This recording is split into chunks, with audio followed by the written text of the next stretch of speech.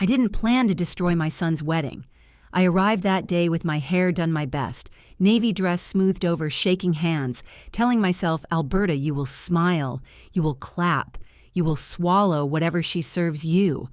I thought the worst that could happen would be a cold glance, a snide remark, another quiet bruise to tuck away in my chest. I never imagined that by the end of the night I would be standing on a stage in front of 260 people, suitcase open, tearing the mask off the bride my son thought he loved. The ballroom looked like something out of a magazine, all crystal chandeliers and ivory tablecloths that caught the warm light just so. Soft music floated through the air, the kind that makes everything feel gentler than it is. Terrence had always dreamed of a big wedding, and here it was, the grand venue, the carefully folded napkins, the centerpieces overflowing with white roses. I watched him from table 12 way in the back near the service doors as he laughed with guests, his tuxedo fitting him just like his father's had at that age. For a moment, my heart ached with simple pride. He was 32, handsome, successful, finally in love, or so he believed. If you squinted, you could pretend everything in this room was perfect. Marin made sure people knew it was her day. She moved through the crowd like she owned the air. Everyone was breathing her blonde hair sculpted into a flawless updo that probably cost more than 1 month of my Social Security check. Her imported lace dress, hugging that model-thin figure she never stopped reminding us she worked hard for. People turned when she passed. They always did. She had that kind of presence, beautiful, bright, like a chandelier with one bulb just a little too harsh. I sat alone at my table, smoothing my dress and reminding myself that half of this was paid with my money, even if nobody in that room knew it. Marin's parents sat at the head table, glowing with satisfaction, as if they alone had gifted this dream to the young couple. Someone had made a seating chart, and in one small box at the very back, they had typed my name, Alberta, mother of the groom.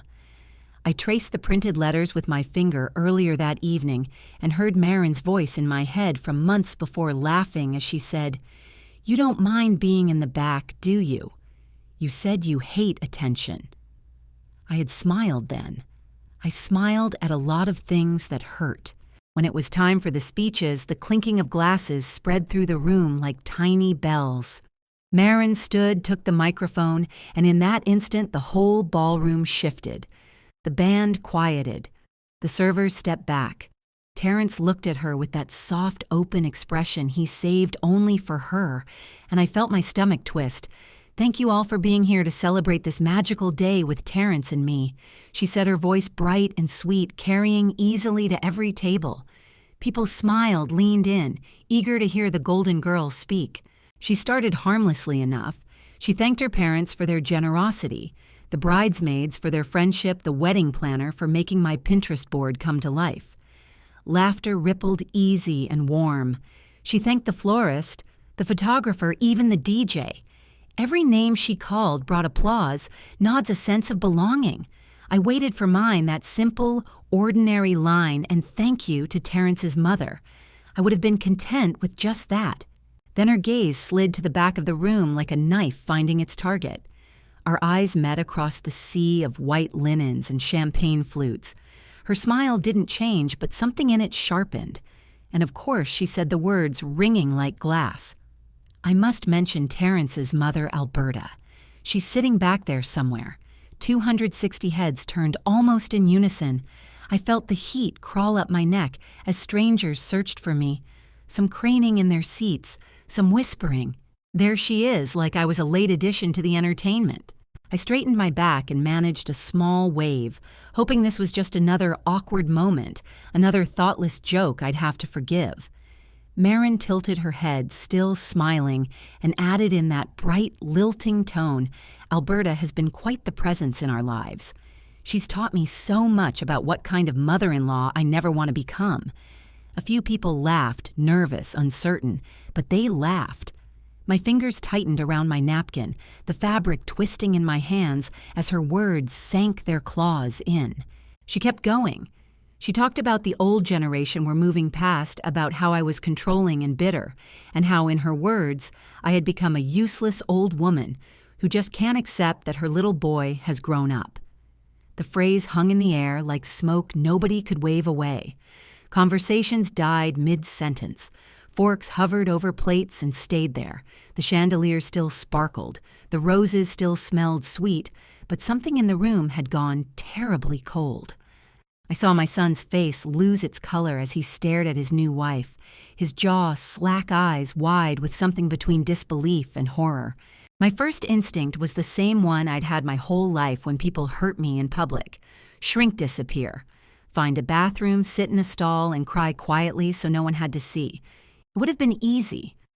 I was already in the back, one step from the shadows, the exit just a short walk away. Marin raised her glass and said, "So here's to leaving behind toxic family members who serve no purpose except to drag us down. Here's to moving forward without dead weight." A few glasses lifted out of confusion more than agreement. I sat very still, staring at the polished surface of my plate while shame burned hot in my chest. Then somewhere under that shame, another feeling stirred slow, steady, like a door creaking open in a locked room. I remembered the small black suitcase under my chair. I remembered the months of quiet, careful preparation, the nights I had sat alone at this very kitchen table, sorting photographs and documents with trembling hands. I had brought the suitcase just in case, not truly believing I would ever use it. Now Marin's words echoed in my head. Useless old woman, dead weight, toxic family. I breathed in once deeply and felt something inside me click into place. The legs of my chair scraped against the marble as I pushed it back and stood. The sound was sharp enough to cut through the thick silence. Conversations broke off mid-whisper. Heads turned again, this time with a different kind of anticipation.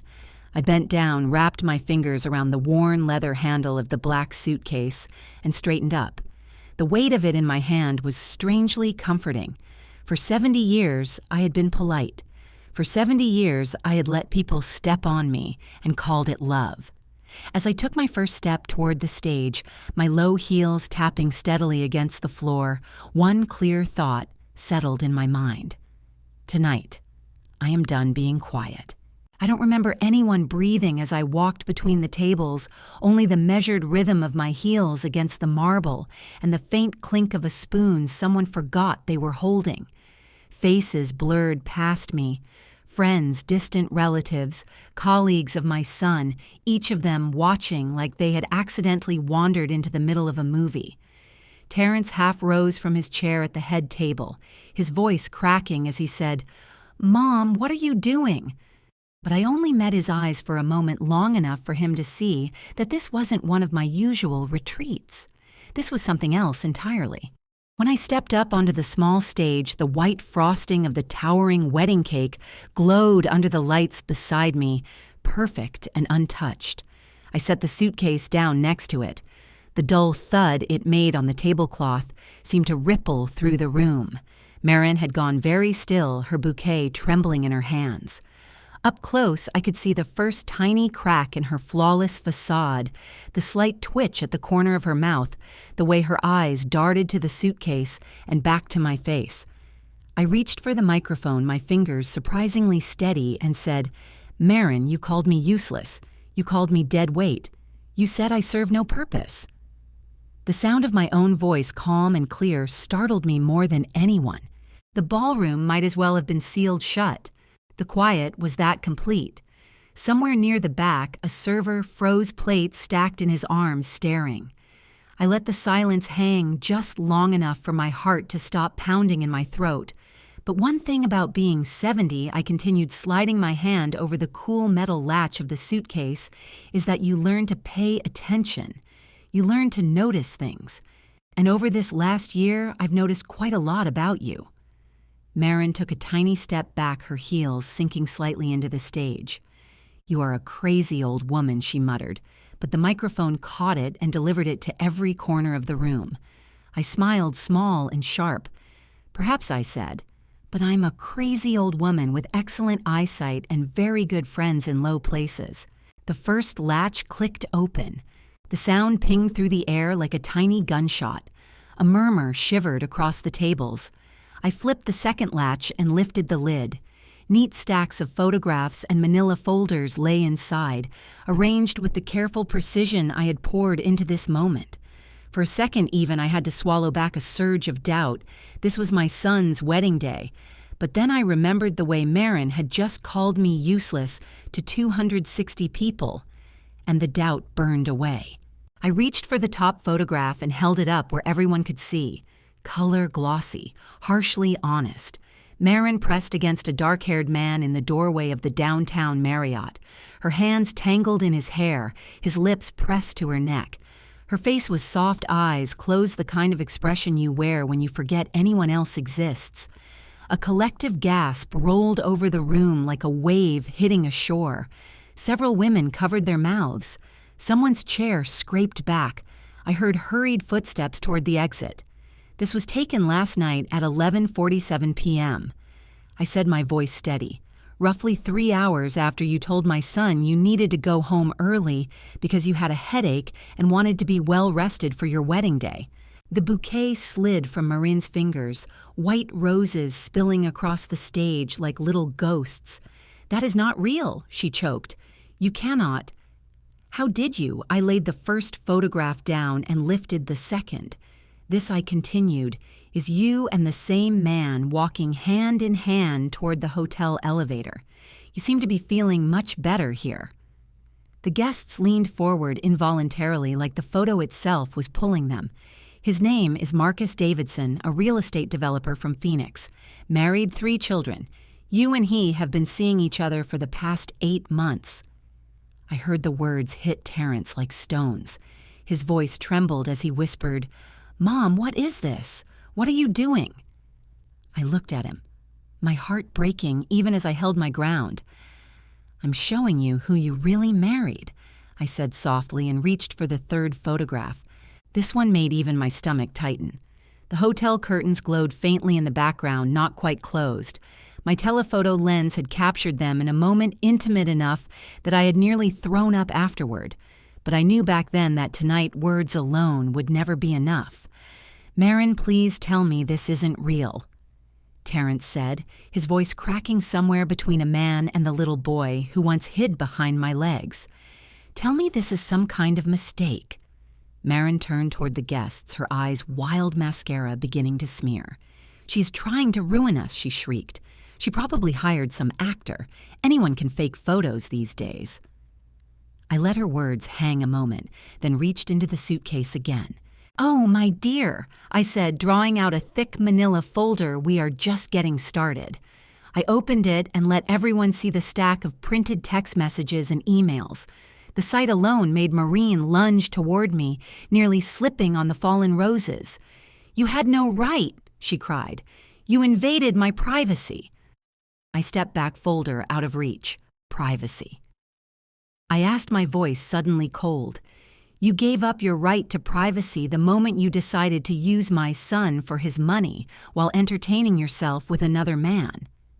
I adjusted my reading glasses, flipped to one page, and said, Here is one from 3 days ago, from you to Marcus. Cannot wait for this wedding circus to be over. He is so boring in bed, but his trust fund makes up for it. 2 more years and I can file for divorce with enough alimony to keep us both comfortable. Then we can finally be together openly. The sound Terrence made beside me was not a sound a mother should ever hear from her child. It was low, raw, the noise of something inside him breaking apart. Marin screamed, She is lying. She made that up, but even from where I stood, I could see the doubt in some of the guests' eyes snap into certainty. I set the pages down slowly, the paper soft under my fingers, from how many times I had read it. Did I make up these hotel receipts too?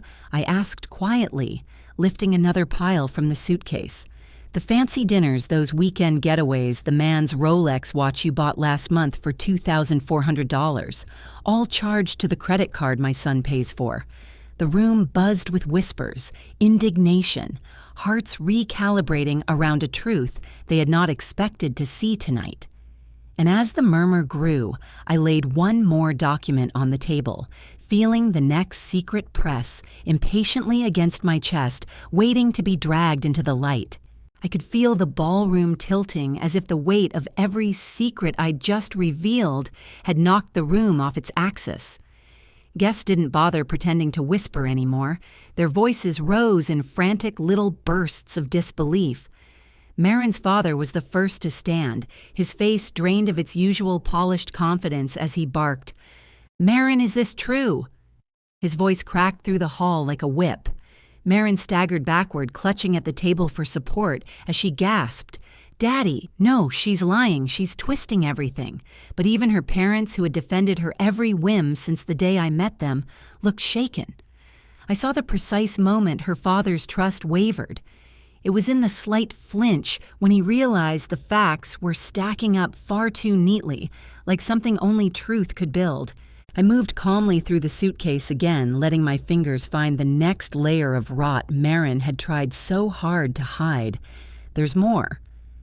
I said the words, leaving my mouth like a quiet sentence, passed down from some older, stronger version of myself. So much more. When I lifted the velvet jewelry box from the suitcase, its empty silk interior gleamed under the stage lights. I held it up for the guests to see, watching the confusion spread across their faces before I spoke.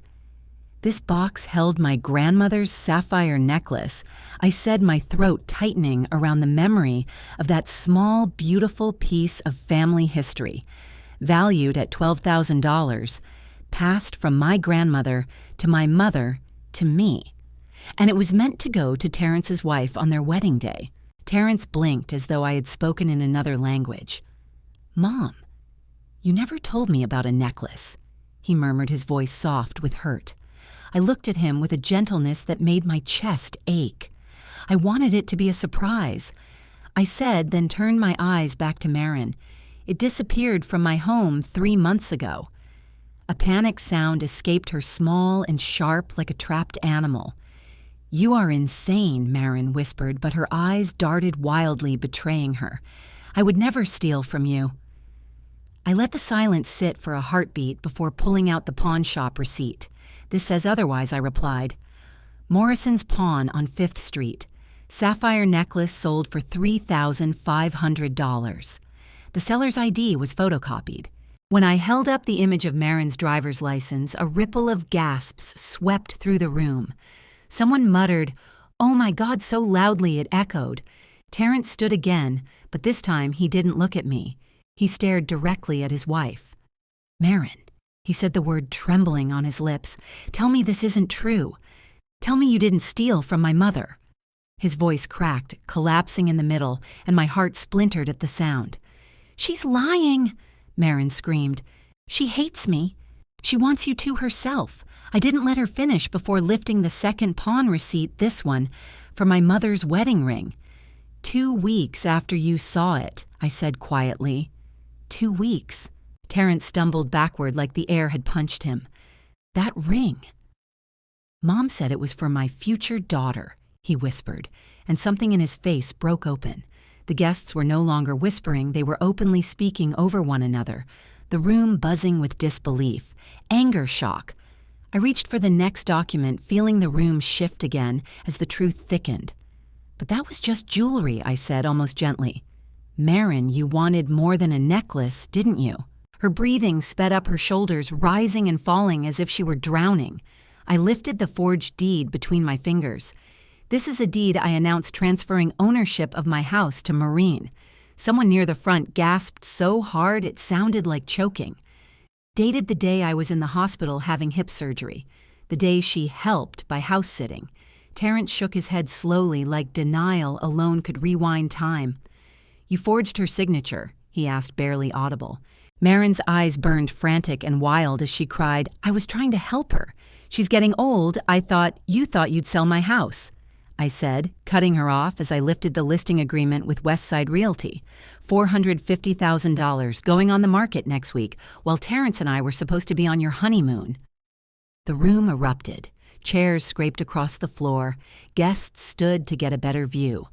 The mother of the bride covered her mouth in a trembling hand. Marin's father sank into his chair, devastated. I wasn't done.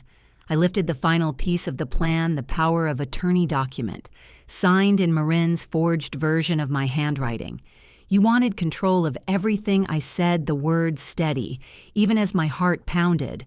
My finances, my medical care, my property, all of it. Marin screamed. She's going to die soon anyway, and the entire ballroom gasped in one unified inhalation of horror. The sound rattled the windows. Terrence's aunt burst into tears. Guests looked away as if Marin's words physically burned their ears. And in that moment, even Marin must have felt something shatter inside her because her voice wilted under her own cruelty. I closed the folder, the quiet thud of paper settling like the gavel in some cosmic courtroom. And there it is, I said softly into the microphone. The truth. You never loved my son. You loved what you thought you could take. I reached deeper into the suitcase toward the final stack of documents waiting like the last piece in a long, brutal puzzle. As my fingers brushed their edges, I felt the ballroom leaning in the air, tightening with anticipation. But here's the truly tragic part, I murmured, lifting the final envelope. Marin's breath hitched. All of this, I said, every lie, every theft, every carefully forged piece of your little empire, was for money you were never going to get. I let the envelope rest in my hand, heavy with the final truth she never saw coming. The envelope felt heavier than everything else I had pulled from that suitcase, not because of the paper inside, but because of what it represented, the final unraveling of a woman who believed she had outsmarted an old lady. I held it gently, the way one might hold a fragile truth, and looked straight into Marin's pale, terrified face. 6 months ago, I said, my voice low but carrying across the silent ballroom, you convinced my son that I should update my will to include you, and so I did exactly that. Terrence frowned in confusion, whispering, Mom, you never told me you changed your will. I nodded, the sadness of those months settling warm and heavy in my chest. I didn't change it the way she expected. When I unfolded the lawyer's letter, the crisp paper crackled in the microphone. This, I continued, is from Patterson, Webb and Associates. After reviewing my entire financial situation, the firm concluded that my estate is worth... I paused, letting the words hover like a final judgment. $47,000 total. The ballroom froze. Someone near the back muttered, "What?" as though they couldn't trust their own ears. A wave of stunned silence washed over the room, thicker than all the shock that had come before. You see, I said softly, I have been living off credit cards and loans for the last 5 years. The house Maureen assumed was worth nearly $500,000 carries a mortgage of $390,000. And the rest, every vacation, every emergency, every wedding deposit, came from one place. I turned to Terrence, my voice gentle but unflinching. From me. Because she asked. Because she said you needed help. Because she said you were struggling. Terrence looked as if the floor had been pulled out from under him. Mom! I had no idea, he whispered. I could have paid for all of that myself. I nodded. I know. But you didn't ask. She did. I reached into my purse and laid a crumpled bank statement beside the other documents. My checking account balance as of yesterday morning was $347. Marin's mouth opened, but no sound came out. She was a figure collapsing in real time, trembling shoulders, shaking hands, tears streaking the flawless makeup she had once boasted about. Everything she had built, every manipulation, every lie, every stolen heirloom, every forged signature, all of it had been scaffolding around a fortune that simply did not exist. But I said quietly, taking a breath as I reached into the suitcase one final time, while I was at my lawyer's office, I asked them to investigate something else. I lifted a folder marked Confidential Investigation Report. Its presence alone made Marin stumble backward. Your past. She froze mid-breath, her face draining of color so quickly I worried she might faint. Should we begin with your previous marriage? I asked, flipping the folder open with deliberate care. "The one you neglected to mention to my son."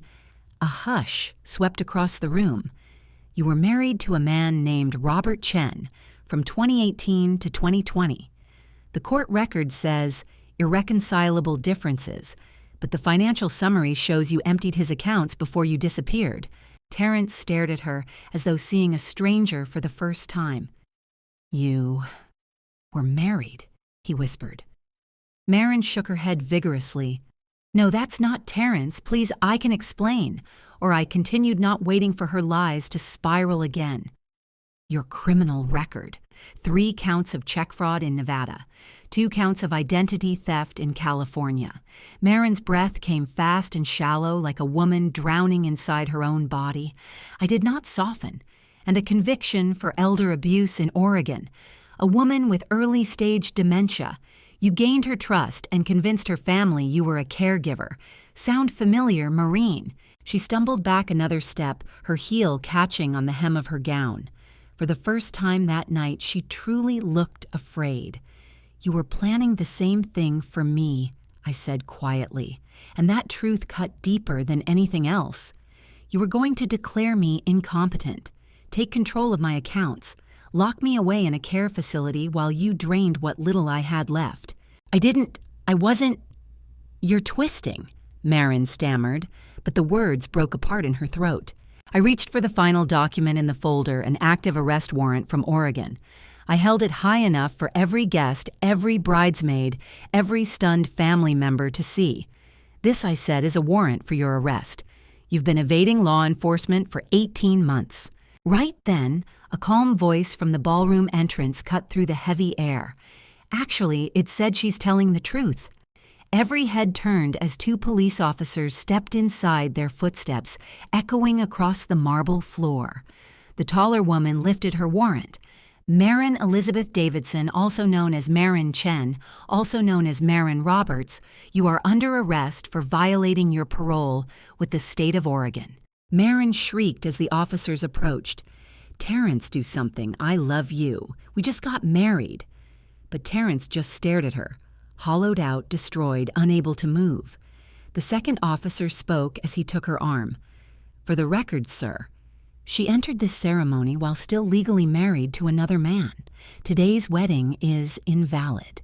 The ballroom erupted in gasps as the officers cuffed Marin, her sobs ricocheting off the crystal chandeliers.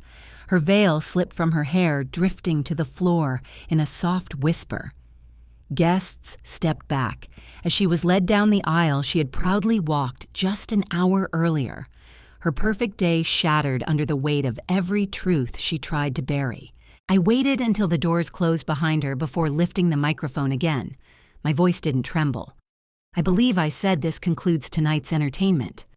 I picked up my suitcase and walked off the stage, not toward fallout or fear, but toward freedom. The days that followed came like the quiet after a storm, thick with debris, but calm in a way I hadn't felt in years. It was 3 weeks after the wedding when I found myself sitting in my small kitchen, the morning sunlight drifting through the curtains I'd sewn decades ago, painting soft gold across the table where so many painful nights had unfolded.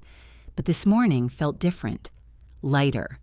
The kind of lightness that comes after a truth too heavy to carry finally drops from your shoulders. Terrence had been visiting me every few days, each time with a face still raw from everything he'd learned that night. Our conversations were gentle, cautious, at first like 2 people relearning how to walk through the same room without stepping on broken glass. But 3 days ago, he had arrived with a cup of coffee and talked for 2 full hours about work, about old memories, about nothing and everything, and it felt like finding a familiar melody in the middle of static. A son returning to his mother, Stitch, by Fragile Stitch. I was stirring my morning coffee at 8 a.m. when the doorbell rang. My heart jumped automatically, a relic from the years when Marin's presence meant crisis, but I reminded myself that she was hundreds of miles away in an Oregon holding cell, awaiting a plea deal. When I opened the door, Detective Sarah Collins stood on my porch, the same no-nonsense expression as the night she'd arrested Marin, but with a warmer tilt around the eyes. She held a manila envelope under one arm and gave me a small, polite smile. "Mrs. Whitman," she said, "may I come in? I have some updates for you." We sat at my kitchen table like two old friends catching up, though the truth was bound more by shared battle than familiarity. She set the envelope down gently. First she said, "Reaching inside, I want to return these." I inhaled sharply as she placed my grandmother's sapphire necklace and my mother's wedding ring on the table, restored, wrapped in soft tissue glimmering with a quiet dignity. My fingers trembled as I touched the necklace, and for a moment the kitchen blurred as emotion fought its way up. "I thought they were gone forever," I whispered. "Thank you." Detective Collins nodded kindly. The pawn shop was very cooperative once we connected the dots. She reached for another paper. As for Marin, she's facing multiple felony charges now: fraud, forgery, theft, elder abuse, parole violations, identity crimes. Her attorney is advising her to accept a plea bargain. Part of that agreement would include full restitution to you. She slid a form across the table. "You'll receive $15,000. The number pulled a soft laugh from me, small, surprised, almost embarrassed. "It's more than I lost," I murmured. "It's more than I ever asked for." Detective Collins smiled gently. "It's not just compensation for the objects. It's for the manipulation, the stress, the attempted fraud. You deserve that much and more." She stood giving my shoulder a brief, reassuring squeeze before leaving me alone with the documents, the past returning home at last. When the door closed behind her, I held the sapphire necklace up to the sunlight. Tiny blue stars scattered across my walls, dancing softly. 3 generations of women had worn this necklace, 3 women who had endured their own storms, their own betrayals, their own silences. I wondered if they would have been proud that I had finally learned to stop shrinking. That afternoon, Terrence called. His name lit up the screen. No dread attached to it, now only a warm flutter. "Mom," he said, his voice gentle. "I was wondering if you'd like dinner tonight. I'm trying to learn that chicken recipe you used to make when I was a kid." I smiled a slow, content smile that felt like healing. "You want to cook for me?" I teased. He chuckled softly. "I want to learn. And maybe spend some time with you." My heart softened at the edges. I would love that. Hours later, we stood side by side in my small kitchen, chopping onions and arguing affectionately about how much salt was enough. He asked me questions about childhood stories, about family recipes, about things he never thought to ask before, and I listened as he apologized again and again, his voice thick with regret. I reached for his hand and said, "We both made mistakes, but we can rebuild, one dinner at a time." When he left that night with a container of leftovers and a real hug, the kind that clings a little, I sat on my porch, the evening air cool against my cheeks. I rocked gently in my mother's old chair, the necklace still warm in my pocket. The neighborhood was quiet, porch lights glowing, children's laughter fading into the distance. I thought of Marin sitting alone somewhere far away, her empire of lies collapsed under its own weight. I felt no triumph, only a small, sad understanding that some people destroy themselves long before anyone else can. But mostly I felt peace. The manipulation was gone. The noise was gone. My son was coming home to me again, and I no longer lived curled beneath the weight of someone else's cruelty. I held the necklace up to the last streaks of sunset and whispered, "We're okay now." For the first time in years, I believed it. Thank you for listening to this story. If it moved you, please like, share, and subscribe for more. And tell me in the comments, what would you have done in my place?